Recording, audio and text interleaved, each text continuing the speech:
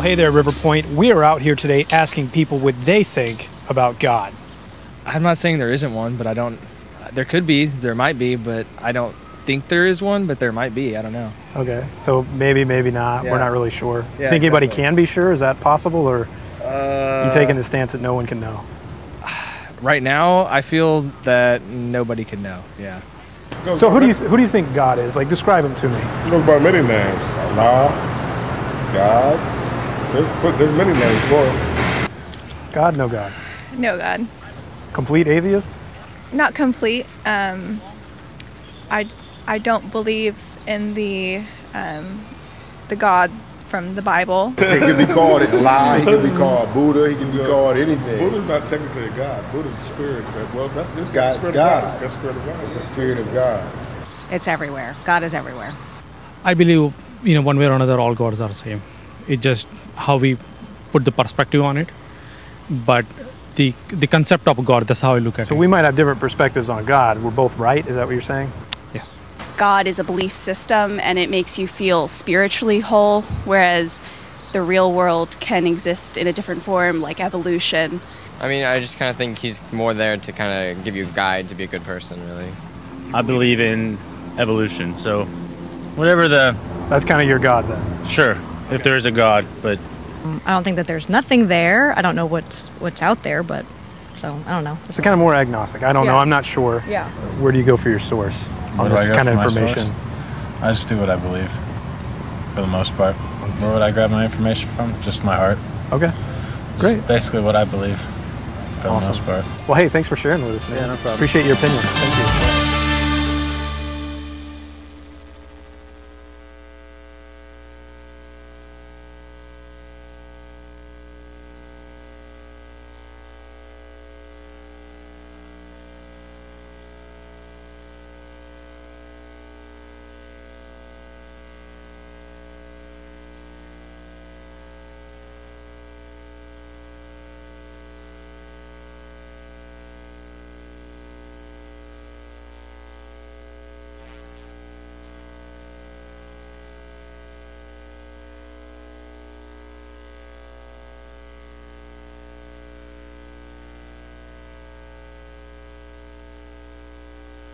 Keep talking. There we go. Good, good. Thank you. Where would we do without technicians?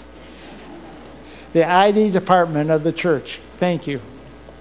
But, when we face a crisis, usually shows us a lot who God is. The author, Philip Yancey, was at a conference in Albuquerque, New Mexico, and he was traveling back home to Denver to be with his wife, and they were going to go to a friend's wedding in a few days. This was back in 2007. So he was thinking about different things, about the conference that he had just been speaking at and where he was going to go from there. And he came up onto a corner doing 65, and it was a sharp left-hand turn. And this is what he says in his blog. He says, "All I remember is that the corner came up so fast, I tried to turn the corner, and I started losing control of the car, and the next thing I know, I was rolling." His car rolled over 3 times, but fortunately ended up right side up. Between the road and where the car ended was strewed all sorts of equipment, his Bible, his teaching materials. He had some skis in the car, and all that was all scattered all over the place between there. And the paramedics came. They put him on a backboard, and they moved him to a hospital about an hour away. There they did CAT scans, and they found out that his C3 had been crushed during the accident. But they said the good news is your spinal column was not damaged, the nerves were not damaged. And then it was like, that's the good news, here's the bad news. Blood vessels going to your brain had been damaged, and you may not survive the surgery. All of a sudden, all the things that he was thinking about became irrelevant. Have you ever had that happen to you? You're standing there and something happens and you've had an injury. You had planned on going somewhere, but now you can't. You may be at home and you get this call. Hello, I am John Smith from the hospital. Your husband, wife, daughter, son, parent has been brought into the emergency room. Can you come? Can you feel that lump already beginning to form? All of a sudden your day is changed. Or you may be at home and someone knocks on the door and there is a police officer standing there. And he has a clipboard and he hands you a piece of paper and asks you to sign. For you've now received the papers for your divorce. That you didn't realize your marriage was that severe. Your life has been turned upside down. Where is God in these times? And who is God to us? He is our Father in heaven. Well, I want to look at one man who met God, who saw God. His world was being turned upside down. And let's read what he has to say. It is found in Isaiah chapter 6, verses 1 through 5. In the year that King Uzziah died, I saw the Lord seated on a throne, high and exalted, and the train of his robe filled the temple. Above him were seraphim, each with 6 wings. With 2 wings they covered their faces, with 2 they covered their feet, and with 2 they were flying. And they were calling to one another, Holy, holy, holy is the Lord Almighty. The whole earth is full of his glory. At the sound of their voices, the doorposts and the threshold shook, and the temple was filled with smoke. Woe is me, I cried. I'm ruined. For I'm a man of unclean lips, and I live among people of unclean lips. And my eyes have seen the King, the Lord Almighty. For us to get kind of a reference here for Isaiah, King Uzziah, he starts off with the year that King Uzziah died. Now, King Uzziah had been king for almost 52 years. He is one of the good kings of Judah, and Judah had both good and bad kings. And the way you refer to a good or a bad king is whether they followed God Almighty or whether they followed after their own desires and the gods of the Philistines and the Asherites and all the others that were in the land. King Uzziah was a good king. Under his reign, the nation has prospered. The mighty nation of Assyria that was growing in power, that was conquering nations all around them, left Judah alone. But now, King Uzziah is dead. Now I noticed before, some of you may remember, a lot of you probably don't, that day, and I was just a young boy, I was in class, and someone came into my classroom and they gave this message to us in the classroom. I was a child, little, young, very young. And they said, the president has been assassinated. It was on the day that John F. Kennedy had been shot in Dallas. The nation went into mourning. Or you can maybe think of some other things. What if our president? Now, we won't get into politics. Some of you may be happy, some of you may not. But our nation would be in turmoil for a short while and mourning. The nation of Judah was facing an enemy in Assyria. They no longer had King Uzziah's leadership. And they were fearful. They were living in a nation that was under terror. Now we know about terror, don't we? Can you remember what happened on September 11th, 2001? Where you were? Some of you may, some of you may not have even been born then.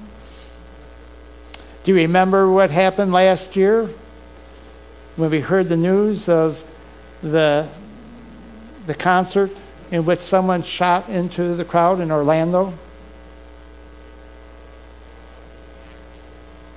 We live in a time where there's many frightening and terrifying things happening in our world.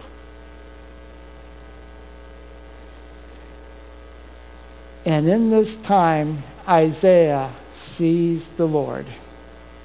And here is the first thing. I'm going to give a few characteristics that Isaiah mentions. I won't give them all. We don't have time. Matter of fact, I would not have time in my lifetime or your lifetime to go through everything about God. I think eternity we will be spending and working and learning and appreciating and worshiping and glorifying God throughout all eternity. We will never be able to exhaust who God is. I believe this. We will learn new things about God always because we are creatures and He is the Creator. So here's the first thing that Isaiah says. He says, I saw the Lord. He is alive. Uzziah is dead, but God is alive. When I was a teenager, there was the movement that was called God is Dead. Some of you may remember it. Some of you may have heard about it. And those of you who haven't, there was a movement going around through our country back in the 60s. And they said, God is dead. And it was being touted all over the place. It was even on the Times. It was on the many fronts of the magazines. They proclaimed God is dead. Almost like what we heard up on the screen earlier. When people talked, is there a God? No, I don't know if there's a God. Who is God? What? Is there a God? I don't think there is a God. That is how many people look. Well, there was a cartoonist that did a cartoon of that, which I loved. And it said there's a poster board with on a sign that was on a stick, sticking up in the yard, and had great big letters, God is dead. The next frame of the cartoon, you see this little vine growing on up the stick. And the final frame, you see flowers all over the bottom of the sign, and all you can read is, God is. What's the first characteristic? God is alive. No matter what happens, God is alive. There is not going to be one ruler in the world that'll be alive 100 years from now. Every ruler that's in the world today will be dead in 100 years. Do you think about that? Most of them will probably be dead within 50 years. And there'll be new rulers. In 110 years, the 6 or 7 billion people that are on the planet Earth today will be gone. They'll be replaced by 10 billion new people in just 110 years. But remember this, God will still be alive. He will still be there. For God is. In Psalm 90, verse 2, we read this. Before the mountains were born, you brought forth the earth and the world.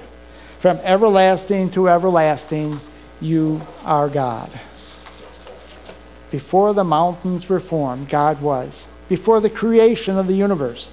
And as vast as the universe is, God is. I was talking with a friend this week, and we were talking about that, and he mentioned that God is, he's talking about different dimensions. Now we know we are three-dimensional beings, don't we? What are the three dimensions we live in? Height, width, and depth. That is our three dimensions that we live in. A fourth dimension that we know of, and I know God is in this, is time. We live in time, but we cannot live around time. We cannot go back in time, or we cannot go forward in time. But God is there at the beginning as well as at the end. For it says in Revelation that he says, I am the Alpha and Omega. The Greek there is saying, I am both present in both the beginning and the end. I am there. I am outside time.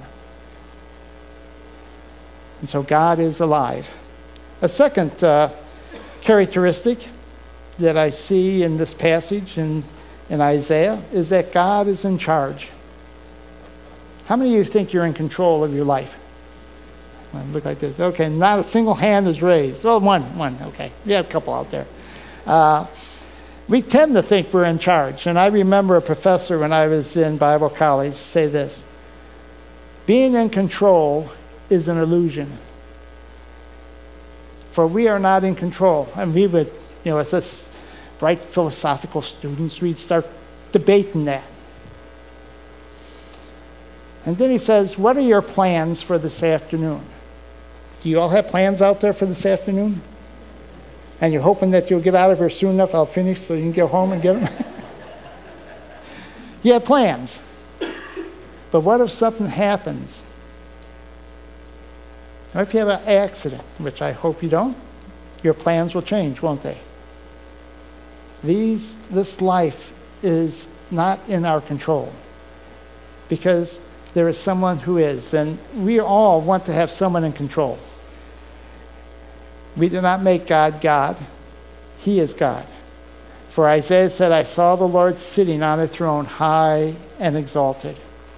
He is the King of kings, the Lord of lords. He is over every nation and every kingdom and every king and every president and every dictator in the world. He is still in charge.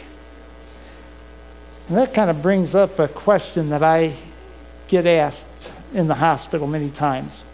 I may come into a room, either in the emergency room or up on one of the floors, and something tragic has just happened to that family or that person. I may go in and I have to be there when we tell a loved one their loved one has passed away. Or I may go into a room and they've just heard the diagnosis that they have terminal cancer. And their world is now turned upside down. And this question that I will get many times is, why did God allow this to happen? You ever thought that? Why did God allow this to happen? Why did God allow those people up in Orlando to be murdered? Why does God allow the children to suffer and starve in many countries, and even in our own country?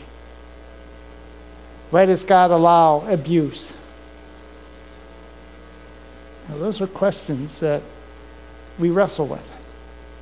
If God is in charge, why does he allow those things? Good question, isn't it? Who is God? Who is God to you? When those things and those questions come to you, how do you think? Who is God? For I saw him seated. For he is, here's another characteristic, he is omnipotent. That means he is all-powerful. And we believe that. And when we have a tragedy happens, we ask this question, why didn't God stop that? He does, doesn't he? Uh-huh. Mm-hmm. Well, I'd like to look at it too, is that God does allow bad things to happen to us. He is omnipotent and he's still in control and he is all-powerful. And we are but the creatures. His ways are not our ways, nor our ways his. Let me give an illustration. When I was a younger man, and my firstborn son, we worked at a Christian camp in western Pennsylvania. And we lived in this trailer with a lean-to. If you know what a lean-to is, it's a little shed kind of built on to the trailer. And we had the privilege of enjoying and didn't need to turn on the TV or radio to find out what the weather report was, because we just look at our bed sheets and we'd see snow on it and said, oh, it snowed. And the way that we heated that dwelling was with a Ben Franklin stove. I'm going to do this because I want to see. Do any of you know what a Ben Franklin stove is? I see a couple hands out there. They must be from up north somewhere. We don't use them down here, but a Ben Franklin stove is a stove that you have in your house and you put wood in it and burn it, or coal, mostly wood. And I built a pad for it, great big pad for it, and put the stove in and ran it on up and did all the work. And in the wintertime, because it was our main source of heat, I would stoke that stove till at nighttime you turn off the lights, you could see the glow of the stove. It was so hot. Well, and I built the pad wide enough so that my children, when they were in the living room, even if they tripped, they wouldn't hit the stove. But my youngest son is very curious. And let's say this is the stove. And I would see him do this. No. And he'd hear that word no, because I'd see him. I'd say, no, David, don't touch. And he'd get back and kind of look. And like, no, I'm not going to touch it. And he kept doing that. And I kept watching. And then one time he climbed up onto the bricks again. And I watched, he started reaching out like this. Now, he had seen Daddy open the stove door up and put wood in and close the store. And so he wanted to try that. Except he wasn't reaching for the handle. He was reaching for the stove, and he had his little finger out like this. And I'm watching, and I can see, and I'm close enough I could grab him if I needed to. But I'm watching him reach out, and I said, I keep telling him no, and he keeps wanting to touch it. I'm going to let him touch it. I'm going to be there. I'm going to be there in case he slips so I can grab him so he doesn't hurt himself anymore. But I'm going to allow him to touch that stove and burn his finger. Because if I don't, he's going to climb up there sometime when I'm not around. Now, God's always around, but I'm using this. And he may trip and burn himself far worse. And so I watched him. I stayed close. He didn't see me. I kind of snuck up behind him. And I see him reaching out like this. And he's reaching out. And I believe the whole county could have heard him scream. And he jumped back, and I grabbed him and held him and then did the first aid on his little finger. You know what happened after that? From that point on, every time, even in the summertime when we didn't have anything in the stove, he'd come up to that pad and he'd kind of go.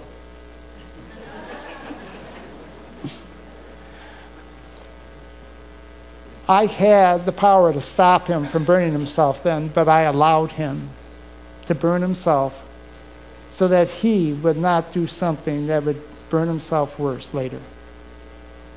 God has the power, and I like to think of it this way. Today I was driving in, and I heard on the Moody radio station Johnny Tata Erickson.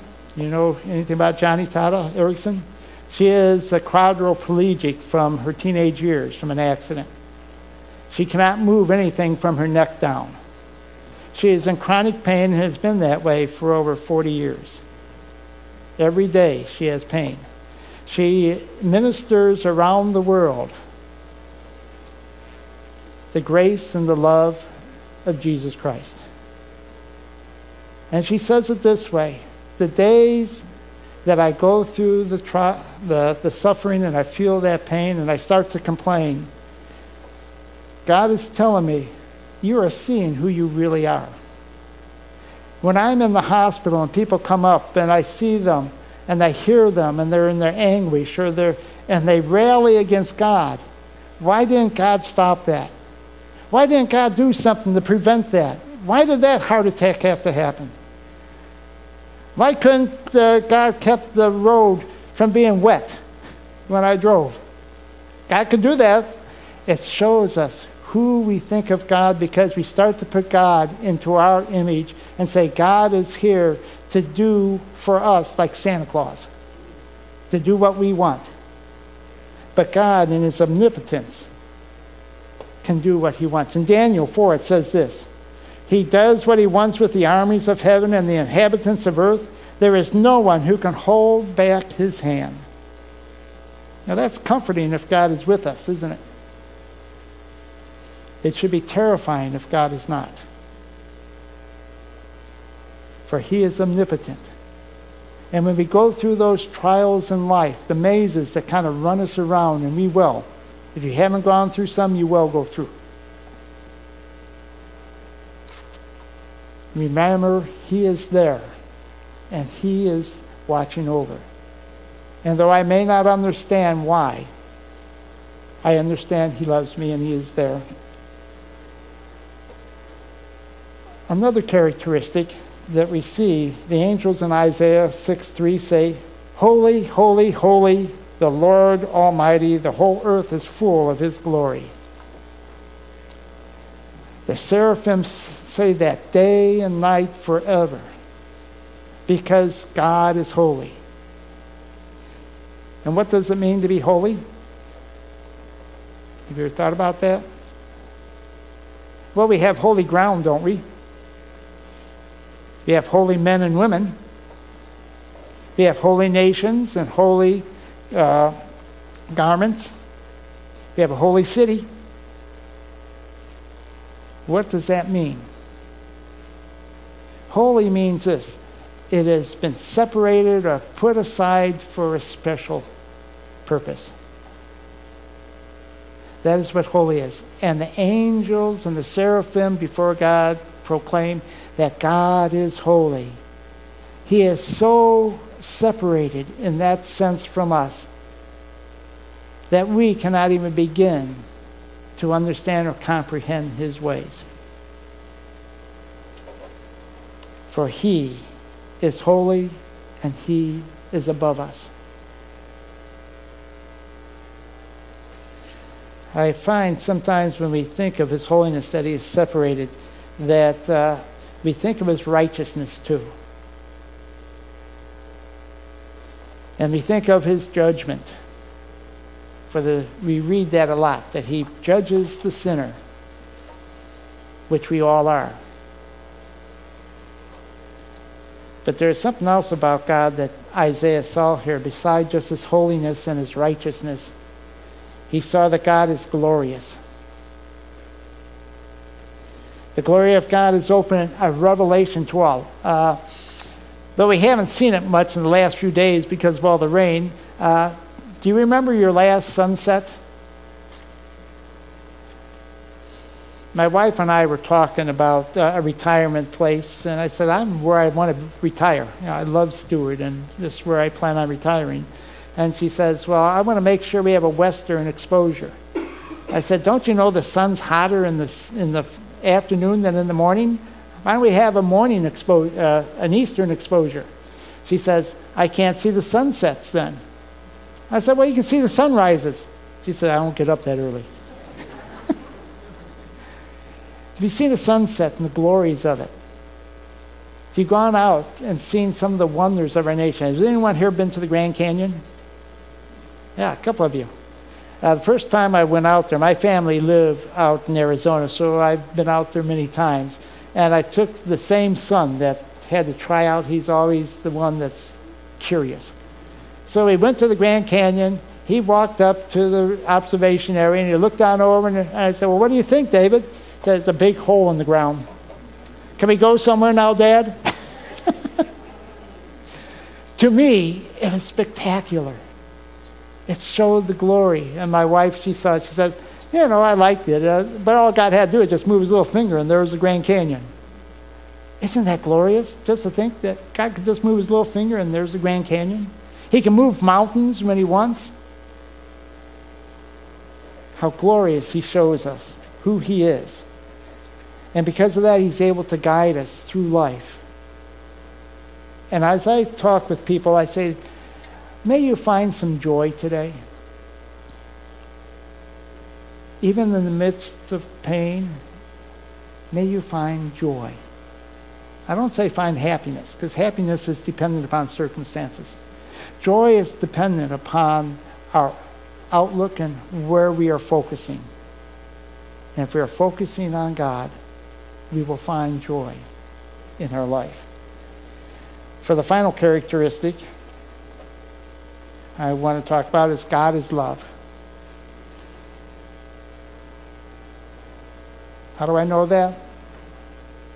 Well, in 1 Corinthians chapter 3, Paul says this: if I had the power to move mountains, if I had the ability to prophesy, if I had the ability, and he goes through a list of things, but do not have love, I am nothing. God in his power, his omnipotence, his greatness and holiness and righteousness, if he did not have love, he has even told us that he would be as a sounding cymbal, a little teeny finger symbol. But God is love. And I'm going to read our passage. Well, 1 John 4:8 says this, "For love comes from God, and everyone who loves has been born of God and know God." I go into rooms where there are couples. Some of them have been married for 60 plus years, and some married for just a couple of years, and I see the love in the room, and I said, it is so nice to see God in the room. And they kind of look at me, and they look around to see where God is. And I said, and they kind of look back at me and say, Chaplain? I said, do you know that wherever there is love, it is from God, and God is there? For God is love. And whoever loves is from God. That comes from God. In Colossians, God shows us his love. And I want to read that. This is our passage for today. It is found in verse 6 of the 2nd chapter of Colossians. "So then, just as you have received Jesus Christ as Lord, continue to live your lives in him, rooted and built up in him, strengthened in the faith as you were taught, overflowing with thanksgiving. See to it that no one takes you captive through hollow and deceitful philosophy, which depends on human traditions and elemental spiritual forces of this world rather than on Christ." Let me just stop there. When we looked at our opening on the street, do you notice the philosophies, the spiritual thinking of some? Some of them must have been Star Wars fans, for God is everywhere. Yeah, it's the force. God's more than a force. God is a person. "For in Christ all the fullness of the deity lives in bodily form. And in Christ you have been brought to fullness. He is the head over every power and authority. In him you were circumcised, with a circumcision not performed by human hands. Your whole self, ruled by the flesh, was put off when you were circumcised by Christ, having been buried with him in baptism, in which you were also raised with him through your faith in the working of God, who raised him from the dead." How does God show his love for us? He became human. How did he reveal himself to us? In human form. In the man Jesus. And Jesus Christ is the fullness of the Godhead. All the attributes we can think of God are found in Jesus, for Jesus is God. And he is the revelation of God to us. So who is God? Jesus.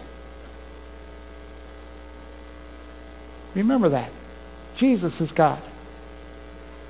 God who came and became man, who lived on this earth, probably skinned his knee when he was a little boy, maybe cut his finger in the wood shop with his dad, his Joseph, as he worked in the wood shop,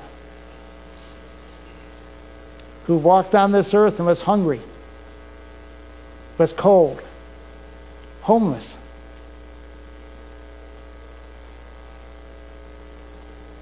That is God. Because of his love for us, he became human.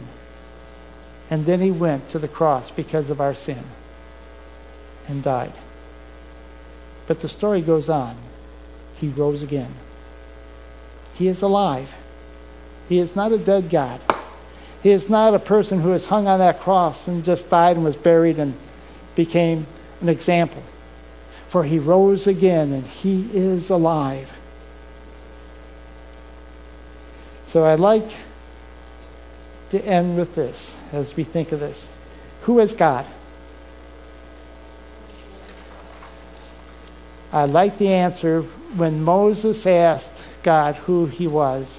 He says, who do I tell has sent me? What did God answer? I am what I am. All that, there's nothing else that can explain God. He is everything. God is. As I think of my Lord and my Savior, and we go through the trials of life, it reveals to us who and what we think of God. How can God do this to me? I've been a good man or a good woman. And why does this happen to me? Why is God punishing me? I hear all these things. I never hear anyone say, why did God allow me to win the lottery? Why did God allow me to get this wonderful person in my life? We always say, why did God allow when it's a tragedy? And we forget to focus on Christ. For he is above us and he loves us so much that he died for us. And I want to close with this song. It's a Native American flute, and I play it at the hospital. And it's called 10,000 Reasons, Bless the Lord. Let me read you the words before I play this. If I can find it here.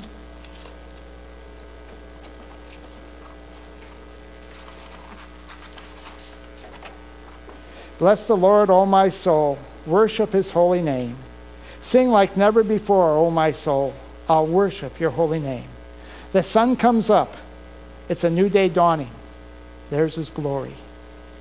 It's time to sing your song again. Whatever may pass, whatever lies before me, let me be singing when the evening comes. You're rich in love, and you're slow to anger. Your name is great, and your heart is kind. For all your goodness, I will keep on singing 10,000 reasons for my heart to find. And on that day when my strength is failing, the end draws near and my time has come, still my soul will sing your praises unending.